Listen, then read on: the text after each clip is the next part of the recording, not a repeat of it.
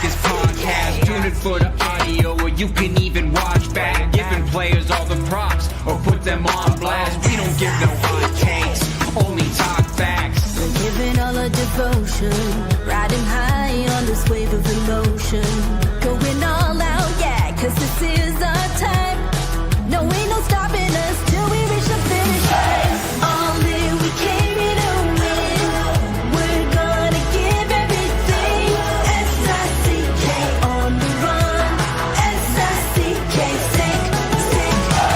On fire, we're ready to fight. We'll bring the house down tonight. S-I-C-K on the run. S-I-C-K, sick, sick. Play it on the car ride, play it when you lounge. X and O, you know that we can hold it down. Shout out to my man Sammy, got it off the ground. And to all the listeners tuned in right now. Got debates, analysis, and speculation. This is sports talk for the new generation. You know where to find us, got a reputation. Sick podcast, your #1 sports destination. We're giving all our devotion, riding high on this wave of emotion. Going all out, yeah, cause this is our time. No, ain't no stopping us till we reach the finish line. All in, we came here to win. We're gonna give everything. S-I-C-K on the run. S-I-C-K, sick, sick. On fire, we're ready to fight. We'll bring the house down tonight. S-I-C-K on the run. S-I-C-K, sick, sick. S-I-C-K is the sickest podcast. Tune in for the audio, or you can even watch back. Giving players all the props, or put them on blast. We don't give no hot takes, only talk back. S-I-C-K, S-I-C-K, S-I-C-K, S-I-C-K, S-I-C-K, S-I-C-K, S-I-C-K. all in, we came here to win.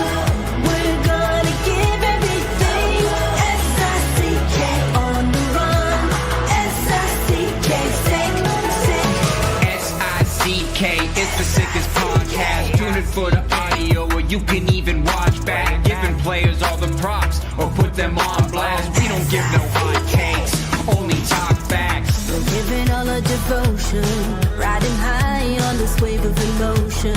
Going all out, yeah, cause this is our time. No, ain't no stopping us till we reach the finish line. All in, we came here to win. We're gonna give everything. S-I-C-K on the run.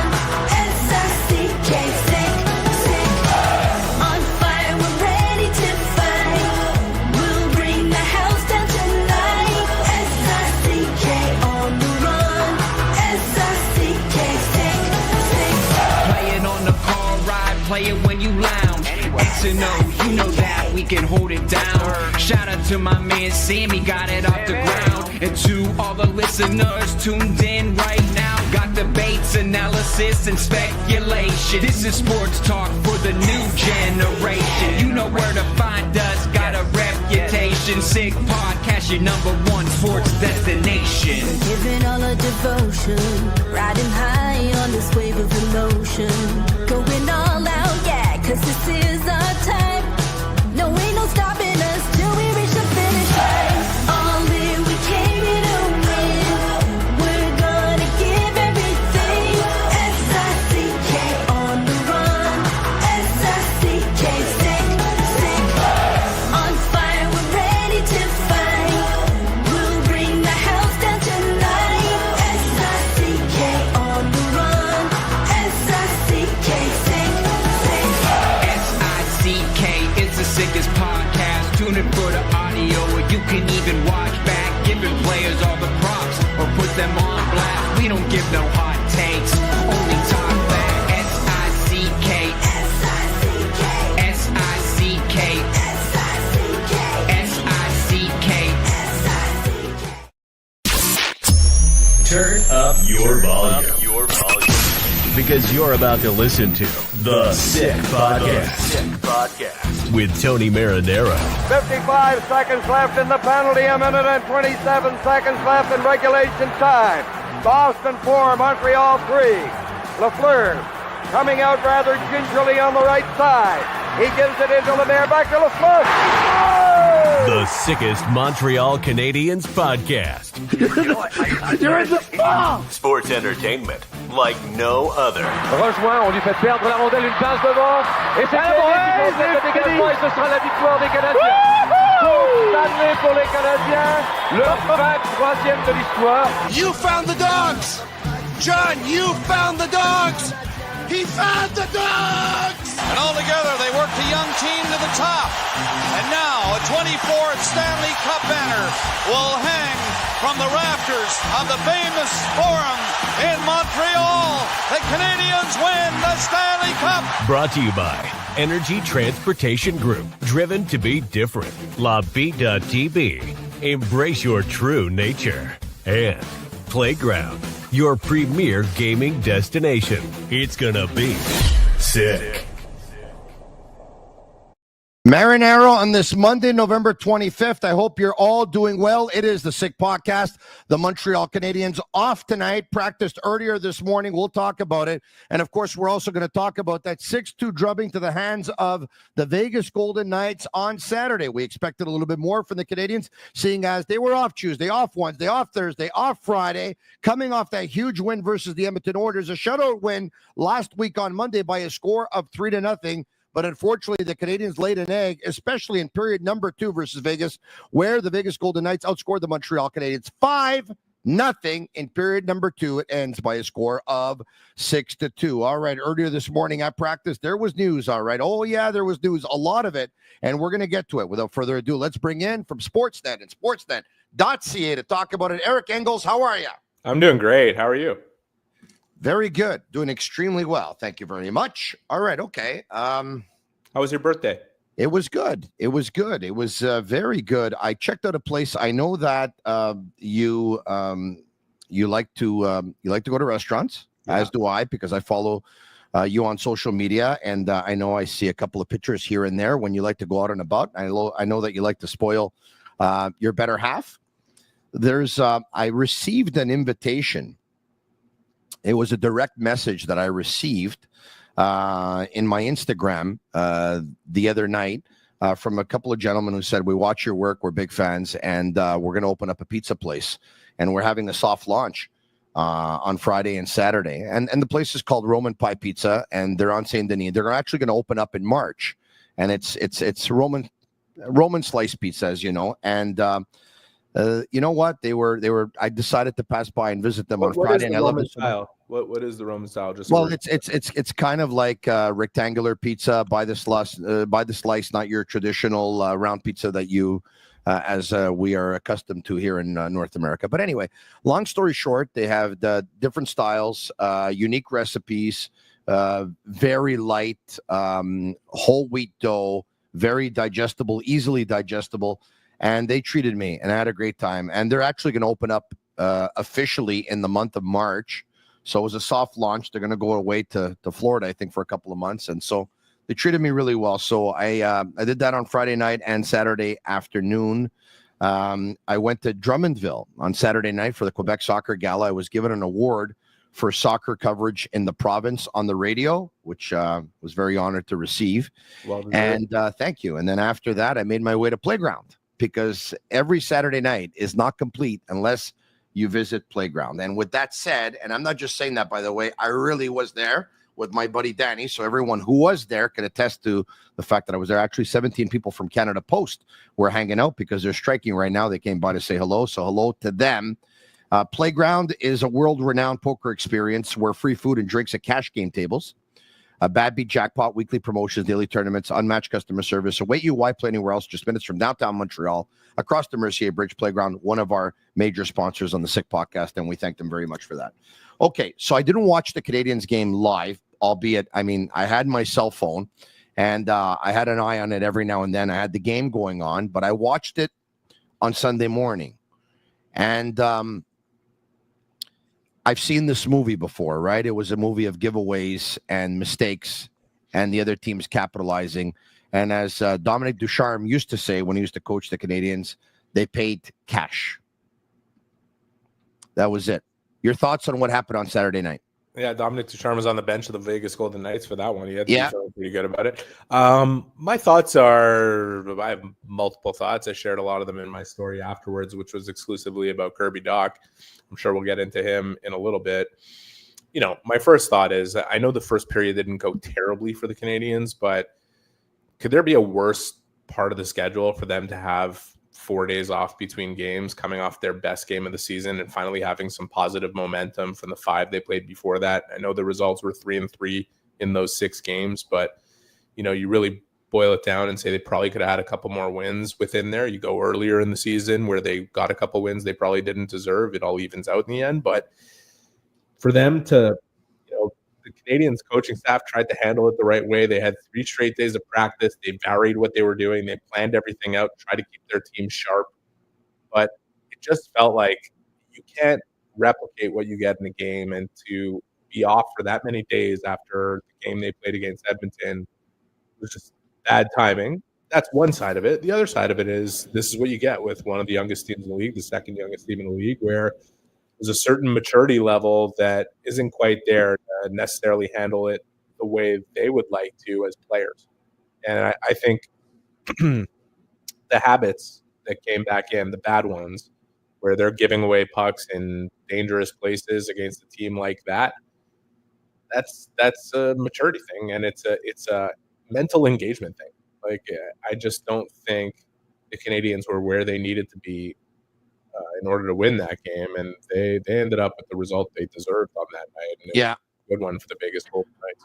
All right, so I'm not going to feel sorry for the Canadiens having 4 days between games or 5 days between games, but Eric, I'm going to get this out of the way, and you're going to see me coming from a mile away on this one. I think because I've said this before, and I'm going to say it again, and I'm going to start by saying it very clearly, that I don't think a timeout would have changed the outcome of this game. I think they would have lost anyway.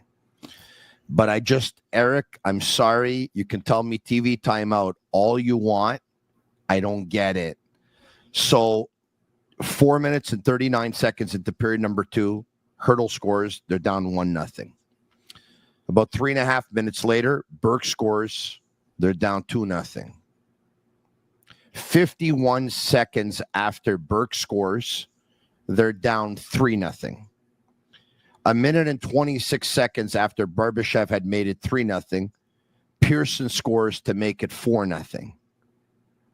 Vegas scored 3 goals in 2 minutes and 17 seconds, and Marty St. Louis didn't call a timeout.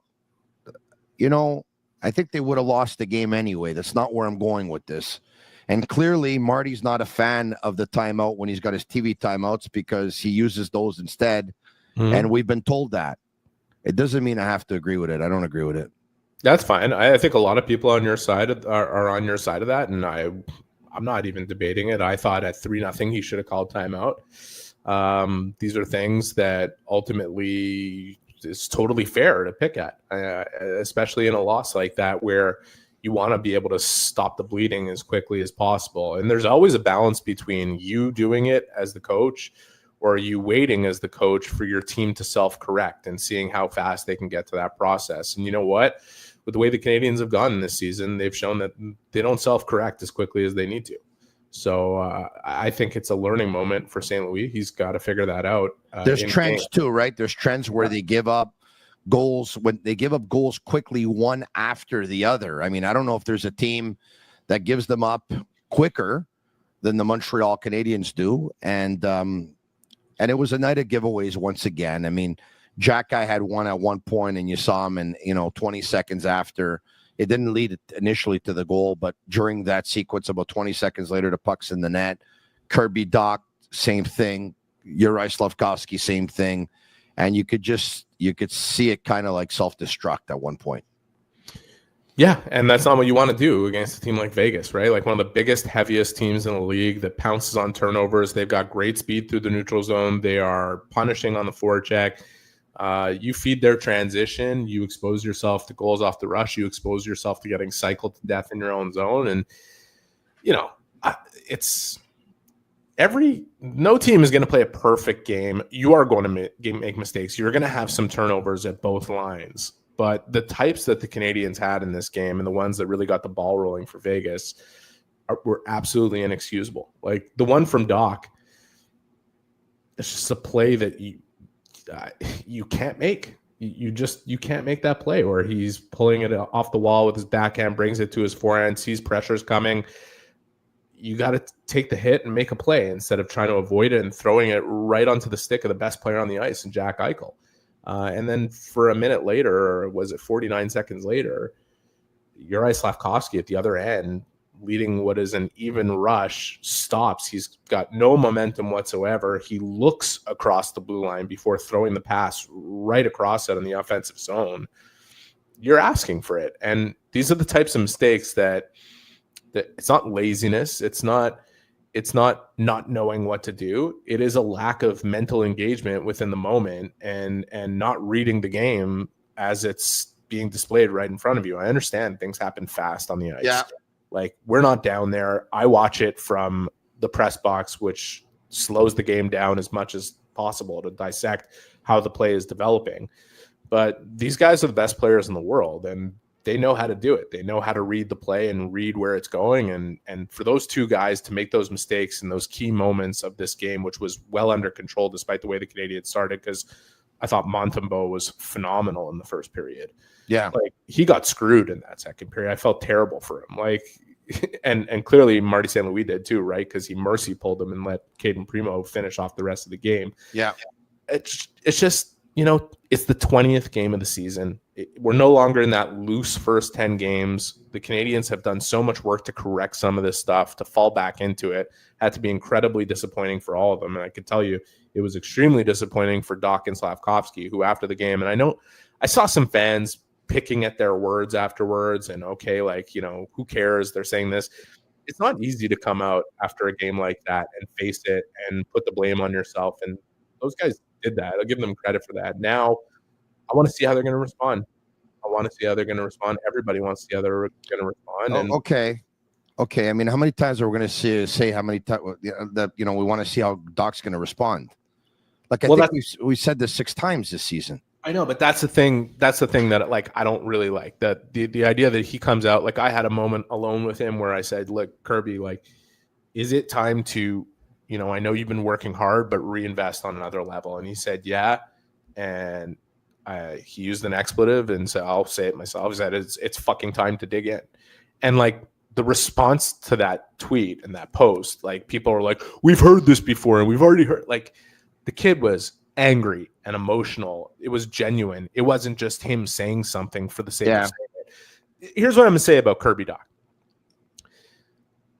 We knew there was zero chance he was going to start this season picking up right on the foot that he left off of after missing a year and injuring his knee, that he was going to look exactly like he did in that training camp a year ago in that first game and that first period before he got hurt.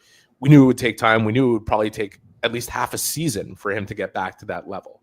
But it's not unfair to say you still expect more than what he's done so far. You still expect him to be better.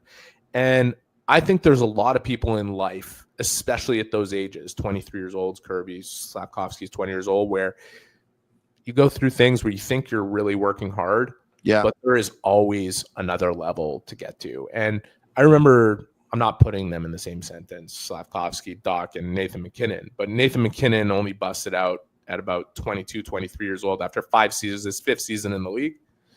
And he said, I thought I was working hard, but there's a whole other level to get to. Yeah. And you have to hope for Kirby that what he felt on Saturday night, which was extremely genuine emotion, is something he doesn't want to feel again anytime soon. And that might stimulate him finally getting his game to where it needs to go. Well, I'm actually not, I would say I'm glad that you saw that. I've been glad that you saw that in a way, because for a lot of the fans, you get the feeling that he doesn't care. And when you have an athlete tell you at the end of the game that he's got to F and dig in, he's obviously upset about it. And obviously he cares. So, I'll give Kirby Dach a pass for not completely finding his rhythm, for his execution being off, for not being able to put up the points, for not being a dominant hockey player coming off of that injury. Because I know a lot of people that have had that injury in different sports, And they all tell me that it takes about 2 years before they start feeling comfortable again. And we don't, let's be fair. Yeah. How many people do we know that tore the ACL and MCL in their knee in one shot like that? No. Prepared. It's not fun and it's not easy. The challenge I have, the problem I have, is when it looks like he's not trying hard enough. And we just discussed that, right? Where he obviously has to dig in a lot deeper than he has been. And that's the only problem that I have with Kirby Dach. I'm not overly convinced that he's a centerman just yet. I think the sample size that we've seen doesn't show that he is, even though the hope is that he is. Look, folks, for those of you that are watching, there's big news, and we're going to get to it, because earlier today at practice, Kirby Dach was on a line with Slafkovsky and Armia, and it looks like it's going to be the fourth line to start tomorrow night. That's one piece of big news. The other piece of big news is that Patrik Laine was wearing a contact jersey at practice and rotating with Caulfield and Newhook with Suzuki at center. But obviously it doesn't look like Patrik Laine is going to go tomorrow, and it'll be Suzuki with Caulfield and Newhook. And the other bit of big news is that Joshua Roy got a phone call and probably got it last night and said, make your way over to Brassard for practice because you're being recalled to the big team. So, look, I'm glad somebody got recalled because you need to get people's attention. The other problem that I have is that, and you can correct me if I'm wrong because I haven't really dissected all the scores last year, but it seems to me that less than a month and a half into the season, the games where they're giving up a lot of goals are starting to mount up.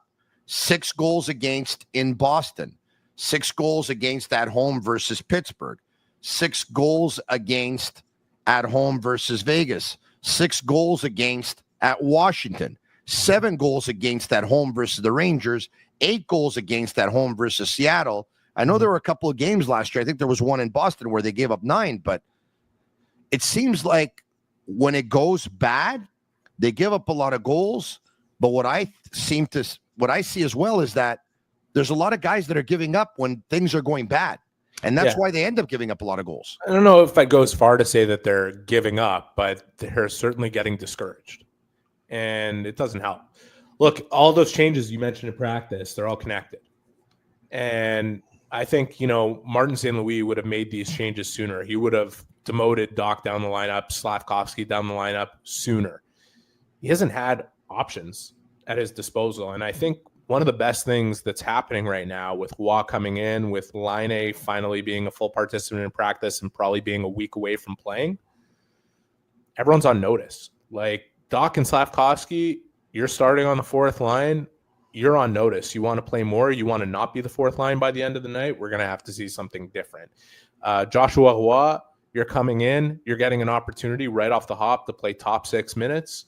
You've had a good run in Laval. You didn't show up to camp the way we expected, and now that opportunity is in your hands. You're going to hold on to it. Alex Newhook, I think Alex Newhook's effort and his engagement are beyond reproach. I think they're absolutely where they need to be, but it doesn't matter if you don't generate the results. He's got 4 goals. He's got 0 assists. It looks difficult for him to find the offensive cohesion with pretty much anybody he plays with outside of just on the rush. So far, he's been a player in flashes, Eric. That's what he's been. And it's not effort and it's not engagement. It's no. He's trying to make things look too cute at times, or he's overcomplicating them. Whatever it is, it doesn't really matter because the results are what they are and they need to change. And he's on notice too because he's got a premium opportunity to play with Caulfield and Suzuki. Except he was rotating off that line with Laine. And if he's not taking the message as, hey, this guy's coming soon, and he might be coming to take my job in the top 6, it's there now. Like, and I think if you go back to the beginning of the year, before Laine got hurt, before Roy showed up at training camp and just didn't find a way to get it into gear, this was supposed to make the Canadiens get to the next level this year. It was supposed to be that their top 6 was more rounded, that they could leave guys like Gallagher and Anderson and Armia and Dvorak and Evans in the bottom 6 and get a real advantage from that part of the ice. Marty has been very reluctant to move Gallagher or Anderson up, even with Roy and Laine not here, because he doesn't want to disrupt one of his lines that's been working well. He said it today. I don't blame him. He also knows that those guys are better suited to be where they are in terms of what they're doing and how they're performing. But man, like, we're at game 20 and we're still not completely at the point where Marty has all these options available to him to push the buttons that everybody would like to see him push.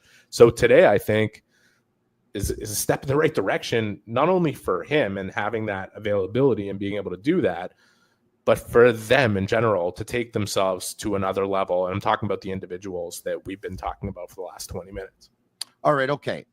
You said something that really caught my attention, and I'm going to get to it in just a second, but not before I talk about some of our sponsors, because the Sick Podcast is brought to you in part by Energy Transportation Group, a leading full-service logistics provider serving all of North America, driven to be different, and also brought to you in part by Bittt Tibi. They launched their new Ultra Lager. It's a refreshing, thirst-quenching beer, perfect for the cool fall days. Only 90 calories, 2 grams of carbs, 4% ABV per can, available in a pack of 6 and 12 in grocery stores all around the province of Quebec. It's ultra light, ultra refreshing. About 3 or 4 minutes ago, you said Marty would have liked to have demoted Dach and Slavkovsky earlier, but he didn't have too many options, right? Something to that effect, you said? Who else did he have that he could throw into the top 6 easily? So perfect. That's what you said is factual. That's a fact, okay? Mm-hmm. So there's no denying that. But when you want to send a statement to some of your players, is there a stronger statement than actually demoting them when you don't have options? Yeah, it's a good point. I mean, they did promote Heineman at an earlier point, but it didn't work the way they were hoping for. He's played great hockey. I don't know anybody who's watching Emil Heineman right now and not seeing what I'm seeing. Loving him. I'm loving him. He's whatever line he plays on, he's bringing identity to it. And so it'll be interesting to see how he plays in a quote unquote second line, but he's really rounded out. But so the other guy, though, you talked about Heineman, is Condotta. As it stands right now, because things can change tomorrow, right? Sometimes coaches go. And Condotta was sent down today. Yes. Okay. But so right now, when you think about it, right? So Condotta sent down. Kirby Dach's on a fourth line and he's playing. Isn't a stronger message to actually would have been, so Pezzetta, you're in. Dach, you're out. I get it. Kirby Dach on paper is supposed to help the Canadiens more than Michael Pezzetta. I understand. But I find that he's almost going halfway with this thing. Look, maybe it's, I don't know. I don't think it's halfway, and I don't think we're there yet, despite what Kirby's results have been. I also think there is a balance here between wanting and expecting more out of Dach and understanding what he's been through and how badly he'd like to change it, but knows that it's just got to be there. You know, he's not making excuses, though. Like last week, we walked into the room. There's two things that happened. One, you know, as I started off in a conversation with Kirby and Arpon Basu, who I think included in his notebook today one of the things that Kirby said, which is, you know, I don't think I'm playing that bad, but I think I'm playing safe, which is like a normal psychological thing when it comes to what he's been through and trying to find his way back from it, okay? So Arpon was smart to pick up on that, throw that in his notebook today. If any of you haven't read it yet at The Athletic, I know he's competition with me and this and that, but I love Arpon's work and I read it, you know, as religiously as anybody else does. And he's right. It's a very good insight into the mentality of the player. And Kirby's trying to break away from that, right? Marty's been talking about this, you know, tunnel vision issue. The next thing that happened after that little conversation between the three of us is a crowd of reporters came through. And the first question that came from Luke Jelena of RDS, which is a legitimate question, was, you know, is it hard to realize that you've got to be patient, that it's a process, that it's going to come? And Kirby answered the question, yeah, okay. And then I interjected and said, are you at all tired of this narrative of being asked this question and, like, you know, it essentially serving as an excuse for you to? And he said, yeah, like I've moved on from it. I'm not living in the past. I'm not sitting here feeling sorry for myself. It's not going to change my situation. Kirby Dach cares, guys. Like, I know there's a lot of people who watch him play or pick up on his body language. Like, I'm there at every practice. When he misses a rep and doesn't hit the net, he's smashing his stick. There are elements here that show this guy cares.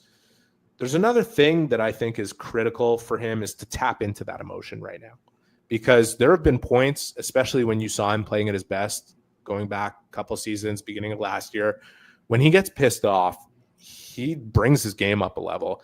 I'd like to see him get pissed off at the beginning of a game now, because when you saw the third period, and I don't know how many people watched it objectively, Kirby played real hard in that third period. He was in around the net. He had their best scoring chances. Puck bounced off his stick a couple times. Okay, that's part of the confidence issue.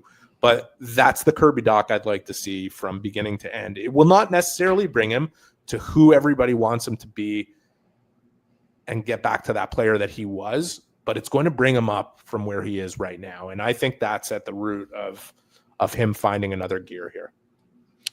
Yeah. He's got to convince you, Tony. He's got to convince everybody. Well, he's got to do it with his play. It's not about what you say. Go out and show it. And that is in the position he's in right now. And he's in that position from the fourth line to start. And let's see if he can work his way back up. I'd love to talk to the Chicago Blackhawks. And by the way, I'm not going to go with that. There's a reason why he was traded stuff, because I mean, every time somebody says that, it doesn't mean that the team that traded you made the right move, right? So I'm not going to say there's a reason why he was traded, but I'd love to know what their concerns were to give up once again on Kirby Dach. And they gave up on him. I think he was 21 when they gave up on him. A former third pick overall. Now he's played 232 games in the National Hockey League, plus 9 games in the playoffs. So let's just call it 3 full seasons, because the season is 82. Let's just call it 3 full seasons. And, on average, he's what? He's probably, what is it? It's 113 points in 241 games. 3 full seasons is still young in the National Hockey League, considering that he's been in this NHL for 6 seasons, but he's played 3 full ones. But at one point, Brian Wild seems to say, if you haven't reached a certain level until you're, by age 25, chances are you're not going to reach it. Yeah, I would say it's 300 games. For me, it's 300 games. Well, that's so he's got the rest of the season then. He's got the rest of the season with the caveat that it's 20 games coming off the injury from last year and another 50 to 60 coming off the wrist injury that really set him back in Chicago. Let me ask you a question. So he averages 47 points per season in the 3 seasons he's played. Okay. It's not terrible, but it's not what you want from a third overall pick. It's not terrible. It's not terrible, but it's not what you want from a third overall pick with his type of body. Correct. Yeah. Correct. And 215 pounds and with his talent level, factoring in A, the injuries, and B, how young he was as he accumulated those games. Let me ask you a question. Yeah. There was a good stretch where we saw him at his best. What did that player look like to you? Would at any point over that stretch when he was playing at his best, the year before last year, especially towards the back half of the season, would you have said, this guy is not going to be a top 6 forward? This guy is not going to be a center. This guy is not going to be able to produce. Would you? I'll answer your question. When he played his best, he looked like a guy that I would have been comfortable with being a second-line centerman behind Suzuki for many years to come. Okay. There were people when he played his best that thought that he would become a better player than Nick Suzuki. Yeah, I never thought that. Were you okay? So you weren't in that camp? No, but at least I don't think so, because I like to go by track record, and the track record is the body of work even before entering the National Hockey League. I mean, at no point. I mean, Kirby Dach's best season with the Saskatoon Blades was 73 points in 62 games. Western Hockey League is usually a little bit easier to pick up points in than the Ontario Hockey League. And Nick Suzuki was having seasons of 95, 96, 98 points, playoffs of about 42 points, leading his team to the Memorial Cup, being the best player in the playoffs, being the best point getter in the playoffs. Nick Suzuki always produced at a higher level than Kirby Dach. So I was never in that camp, to answer your question. Fine. But you would agree he was a bona fide top 6 forward who was Yes, unquestionably a center who would likely get better at faceoffs, and that he was not close to hitting his peak in terms of what he could become and what he was building towards. Yes, but 5 years ago, I also believed that Josh Anderson was a preeminent power forward in the game, and I don't believe that anymore. You understand what I'm saying? Like, so I'll answer your question. But Josh Anderson, 4 years ago, 5 years ago, was 300 games into his career. Yeah, and he scored 27 goals. And I thought this guy's the next big power forward in the National Hockey League. Who will score 30 goals per season for the next 3, 4, maybe 5 years? I'm just going to say don't give up on Kirby Dach. I think it's a dangerous thing to, A, make very bold proclamations about a player when they're playing their best, but equally as dangerous to make very bold ones about them when they're playing their worst. And the truth will likely end up being somewhere in between. But this is a guy who has all the abilities to be the player that we saw. If it worst, by the end of this year, by the end of this season, he gets back to where he was at the start of last season, he's going to be a pretty good player for the rest of his career. I'm not giving up on him. I'll just say that he's lucky that Marty's his coach and not Tortorella. Well, and maybe we're all lucky for that, because the chances, and well, I don't want to say that about Torts, but if it was somebody else who would have zero patience given what he's been through, we may be robbed of the type of player he could become. Because I still think that he could be a very good player in this league. All his teammates think that. The coach clearly thinks that. I think there will be a time where he breaks out of this, and it's still going to take time. But I know one thing is certain, no matter what, and I could be wrong about what I just said, but I'm not going to be wrong about this. He can play better than he's playing right now. That I know for sure. I would hope so. He definitely can. Look, I hate to say this, but I'm glad he put him on the fourth line. Show me now. Yeah. Like you said, like he plays better when he's mad. He's going to be mad going into the game knowing he's on the fourth line. Good. And everyone's letting everyone know that that's the fourth line. Let's bring up the lines, as a matter of fact, if we can. And here you go. Suzuki with Newhook and Caulfield, Evans with Roy and Heineman, Dvorak with Gallagher and Anderson, Dach with Armia on his right, Slavkovsky on his left, Gouli, Struble, Hudson, Savard, Jacky, Barron, Montembeault, and this was, by the way, courtesy of TVA Sports that I brought this up. So we used it on JC's show earlier today. So, what's going on with Matheson? I'm sure he'll play tomorrow. He's obviously been a little banged up for a few weeks. He's had an upper body injury, but it hasn't kept him out of the lineup for games. So I don't expect that he'll miss Tuesday's game against Utah. I'm with you. I can't wait to see what that line delivers with Slavkovsky and Dach and Armia, especially Dach's moving back to the middle.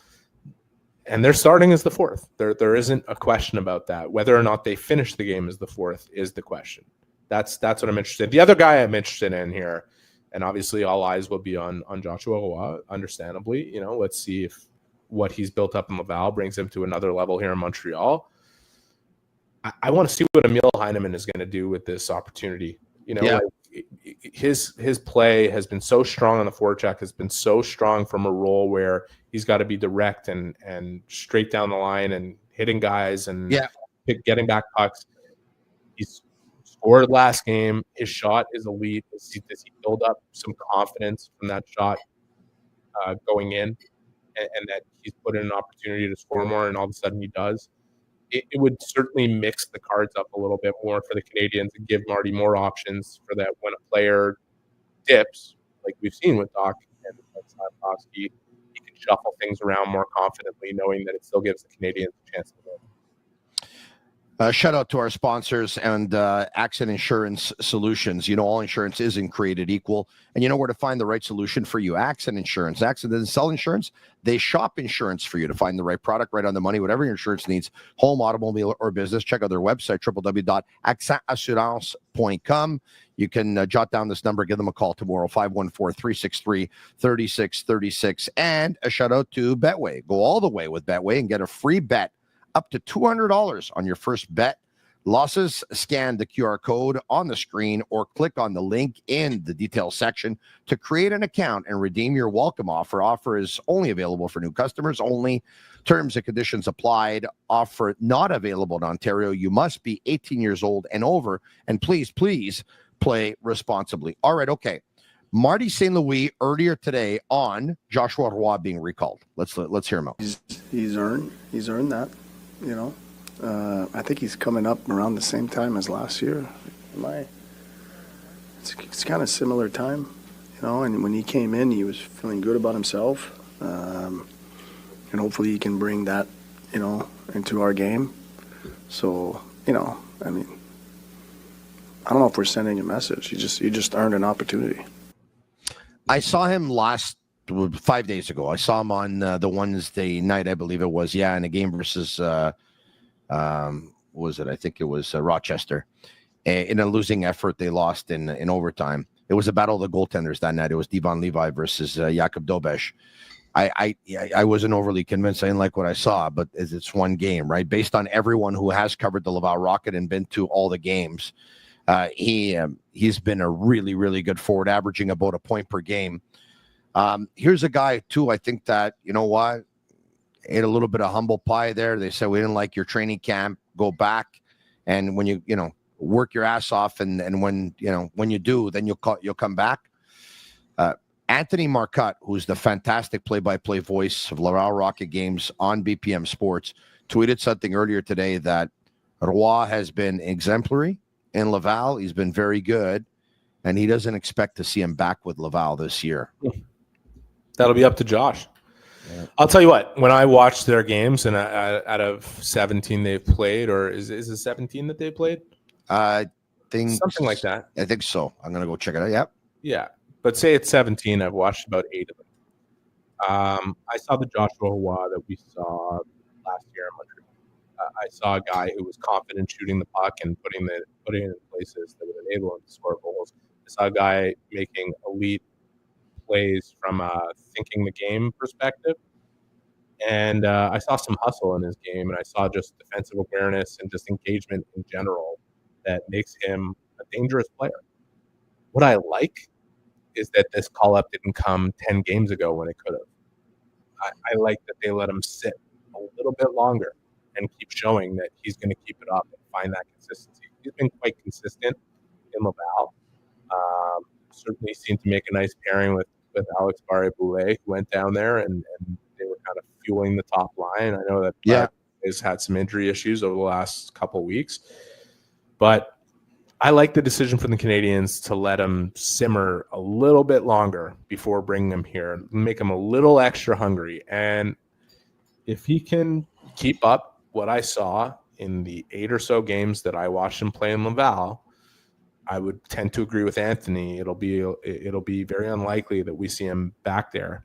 In the meantime, I got to put it to you here, Laine, at the let's say at the earliest we'll see him Sunday. I know Marty St. Louis said we won't. It's unlikely we'll see him before the end of the week, but I think it's likely he will travel with the Canadiens, and maybe he feels good enough to play on Sunday, and maybe they decide to wait an extra day and it's Tuesday. Whatever it is. Chances are he won't play on Saturday, because then they'd probably feel like they have to play him on Sunday. Play Saturday. I'd say the earliest you see him is Sunday. The most likely time you see him is next Tuesday. But one way or the other, what I'm getting to is that they're going to have to do something here, right? Like they extended the conditioning loan for Raphael Harvey-Pinard. Michael Pezzetta deserves a chance to play, if it's not with the Canadiens, somewhere. Maybe they'll waive him and give him that opportunity. I think that's what's going to happen, Eric. Do you think it's at all possible that they'll waive Raphael Harvey-Pinard? Not right now. but I don't think he has a future with the Montreal Canadiens, to answer your question. Why not right now? More because of the Pezzetta thing, or?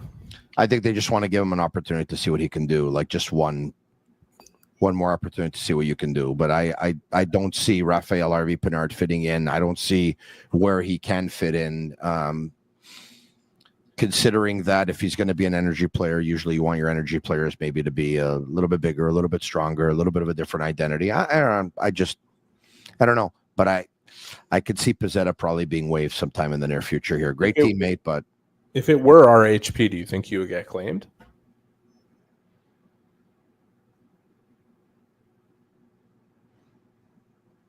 No. Well, I guess they're going to have a decision to make. Do you think he would get claimed? I think it would be pretty tough. Like $1.1 million one-way salary. You know, I understand 2 years ago what he did next to Suzuki. You know, he put up 14 goals. He shot the lights out. He looked like an NHL player. You know, last year, the biggest concern for me with Raphael Harvey-Pinard was not that the production dipped. I expected that might happen. It was that he looked like a guy who couldn't win a battle out there, which is like the hallmark of his game. Yeah. And I think that was partially due to confidence. I think it was also due to, like, he had 2 leg injuries last year, and then this offseason suffered another one. I think it would be hard for another team to claim him right now based on that information and just based on how much time he's missed, to pick up midstream knowing he's got to stay on whichever roster he goes to. So I'll say this. If the Canadiens would love to give Michael Pezzetta an opportunity and believe he'll be claimed, then perhaps they'll waive him. If they don't want to lose him because they still value him as a depth piece for them, that in case they suffer an injury, they know they have an NHL body and a guy who could be useful for them if he gets into games and gets into a rhythm, which he hasn't been given the opportunity to do this year, then you could see RHB on waivers. And I think there would be a stronger chance that Pezzetta would get claimed at this point than RHP. And I'm not saying that because I think anything less of RHP. I just think it's a tough situation where the contract, the amount of time he's missed, the three I agree with you. What we saw last year makes it probably pretty unlikely that somebody's scooping him up. I want to bring up what one of the things we touched upon earlier was the Canadiens giving up multiple quick goals this season. Cole Caulfield on that. Like, most of those games where it kind of gets out of hand is where they score 2 or 3, in a short time. And, it's not fun to play in. It's not fun to be a part of. We got to find ways to end those droughts when those come. They can have 1. If they get 2, that's it. We can't have them get more than that in that short time, and we got to stay in it and really take ownership for those next shift after those goals. So just focus on that, cleaning that up, and really take a pride in that. So that's why I talk about those timeouts, which I know is a moot point because it's not going to change. But timeouts can't stop momentum in play, right? And when you're giving up, so that's fair, totally fair. Yeah, no one really has a solution for it yet as to why other teams are scoring multiple goals in a short amount of time. But anyway, hey, I like your question on Brendan Gallagher, Marty St. Louis talking about a solid play, and I really love St. Louis' answer that we heard a couple of days ago, but he expanded today. But when he's talking about, and it's very apropos, I find, when he's talking about Gallagher adding software.